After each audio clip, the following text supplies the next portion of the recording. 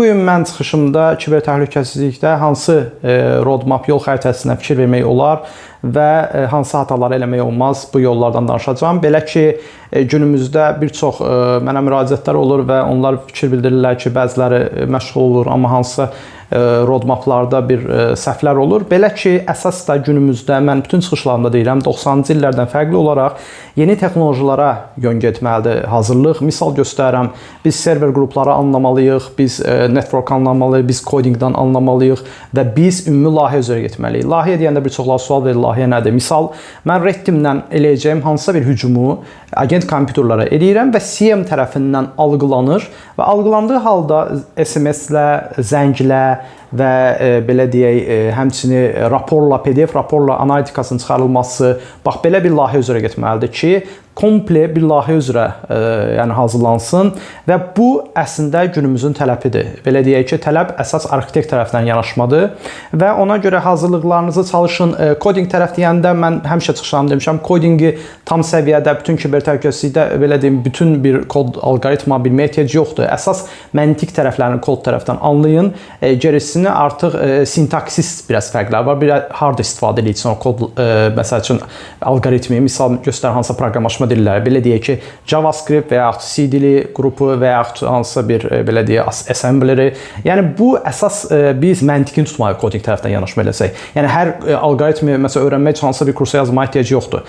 Əsas məntiq olmalıdır. Sən PHP-ni anlayırsansa, əgər məntiqini, deməli sən Python-da da keçəndə C-dən də anlayışlar məntiqləri oxşuyur. Sintaksis fərqləri var. Əsas bunlara fikir verin. Yəni 90 dənə ilə belə deyim, proqramlaşma dilinə vaxt ayırmaya ehtiyac yoxdur. Bu bir. İkinci, server qruplarını anlamalıyıq ki, serverlərdə xüsusən Pentest testlər, serverlər özünün çox vaxt belə deyim, bütün layihələrin 90% bunun üzərində gedir. Həmçinin serveri bilməsək də nə oldu? Həmçinin network tərəf, şəbəkə tərəfi də bilməliyik. Çünki bu ümumilikdə komple birləşməlidir layihədə.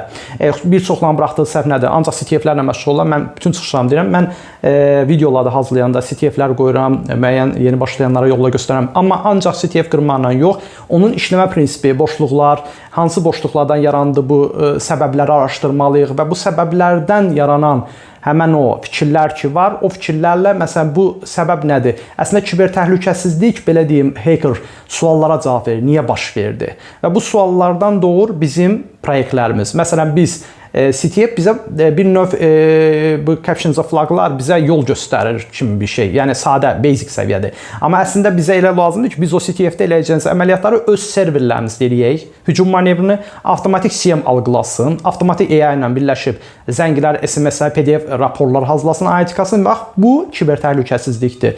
Çünki burada artıq level keçirik. Amma belənçik sadə bir kod, sadə bir CTF-i qırdım, kiber təhlükəsizlikdə uğursuz oldum yanaşmalar var və mənə çox müraciətlər olur özündən bu yöndə və mən həmişə deyirəm, əsas da fikir verəcəyiniz mövqe nədir?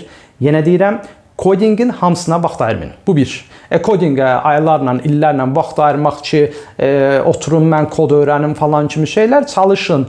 Normal səviyyədə kodun məntiqini anlayın. Məsələn, PHP-ni normal səviyyədə anladınız, keçin Python, məsələn C-də hansısa bir fərq eləmir. Java öyrənmək sizə Java-da və ya JavaScript-də fərq eləmir. Əsas məntiqini tutun, sintaksis fərqləri var. Əsas məntiqini tutun. Hansı alqoritm nə üçün? 90% bir-birinə oxşayırlar onsuz da. Yəni hərəsinə bir vaxt ayırmayın ki, vaxt gecikir onda. Bu bir. İkinci, server qruplarının hamısını bilmək lazımdır. Yəni serverin işləmə prinsipini, sistemi bilmək lazımdır. Bu iki. Üçüncü, network şəbəkəni də yaxşı bilmək lazımdır. Üç. Ondan sonra onları birləşdirib, məsəl üçün boşluq niyə yaranır? Həmçinin mobil penetrasiya da bu yönə aiddir. Mobil penetrasiya da bizə vacib məqamlardan biridir. Mobil penetrasiyanı da bilmədən mümkün deyil. Ona görə bu ardıcıllığa görə biz serverlərə hücum edirik, taktik Red Teamdən, Blue Teamdən CM-lər qarşılayır və AI-yə və ya dediyim kimi məlumatları ötürdü və qarşılıqlı məlumatların alınması baş verdisə, artıq mobil penetrasiyada CM tərəfindən algılanma, orada mobil penetrasiya necə gedir, onun da prinsiplərini anlamaq lazımdır. Həmçinin mən IoT cihazlar göstərirəm, məsələn Arduino tərəfindən IoT cihazlar, IoT yanaşma, üzr istəyirəm, IoT yanaşma xüsusən mütləqdir. Çünki günümüzdə ağıllı evlər, bir çox cihazlar IoT yanaşmadır. Belə deyək, Arduino cihazlarla işləmək, məsələn, SP32, S3 mən onun üzərində göstərirəm bir çox proyektlər və yaxud Pico üzərində bədii üzvlər düzəldirik və testlər aparırıq. Həmçinin bütün Arduino inteqrasiya sistemə lazımdır cihazları, xüsusən də bu vacibdir günümüzdə. Yəni qarşıya nə qoyuldu? İndi mən bir aydınlatmayacağım. Məsələn, forensics bilməliyik nə mənada? O mənada ki, itmiş faylların bərpası telefonlardan, hansısa periferiya qurğulardan, məsələn, HDD, məsələn, ola bilər NVMe və SSD və beləncik. Düzdür, müəyyən uğursuzluqlar olur bərpa zamanı, bu xüsusi professionallıq tələb edir, amma xüsusən də bu yolda əsas da güclənməliyik, forensics də bilməliyik, çünki kriminalistika, araşdırma kriminalistika xüsusən vacibdir, bu bir. Ondan sonra ikinci, hücumu real sistemlərimizdə eləməliyik ki, öz laboratoriyalarımızda və onun qarşısının sistemin alınması, mən dediyim kimi bayaq PDF raporlar, SMS zənglər olsun ki, üçüncü, serverlə anlamalıyıq, coding anlamalıyıq, networku və bayaq dediyim ki, forensics-i 100% mən indi yenə qayıtmıra və belə deyim, mobil pentarasiya. Mobil pentarasiya əsas vacibdir. Mobil pentarasiyada biz application işləmə prinsipləri, həmçinin boşluqlar, bax bunları da anlamalıyıq. Yəni, getdiyiniz kurslarla bu yöndə məşğul olması və yaxud da özünüz məşğul olursunuzsa, mən bütün videolarımı çalışdıqca mən videolar qoyuram. Çalışın videolarımızı dəstəkləyin, like eləyin. Instagramda və Telegramda artıq aktivik və orada da müəyyən kitablarda paylaşacağam. TikTokda, bütün platformalarda varam. Like eləyin. Nə suallarınız olarsa buyurun verin və əsas da dediyim kimi günümüzdə bu roadmaplarla gedəcəksiniz. Həm forensiksə, həm OSINT, xüsusən OSINT yönündə, araşdırma yönündə güclü olacaqsınız. Həm də bayaq dediyim kimi IoT yönündə, məsələn, IoT cihazlar bütünlüklə ağıllı evlər IoT cihaz üzərindədir. Yəni IoT yanaşma bugün Arduino artı kiber təhlükəsizliyə birləşib. Bir çox sual verin necə?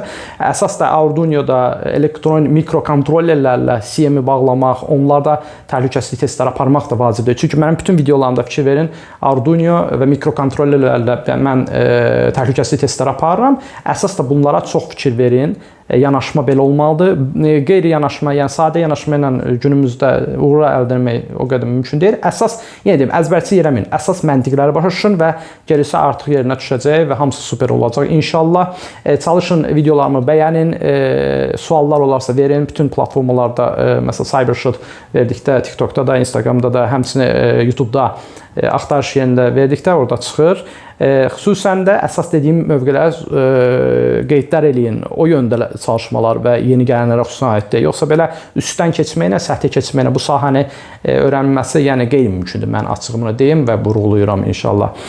Mən yenə də videolar paylaşacağam. Nə suallar olarsa buyurun. İnşallah Allah amanında görüşmək ümidi ilə.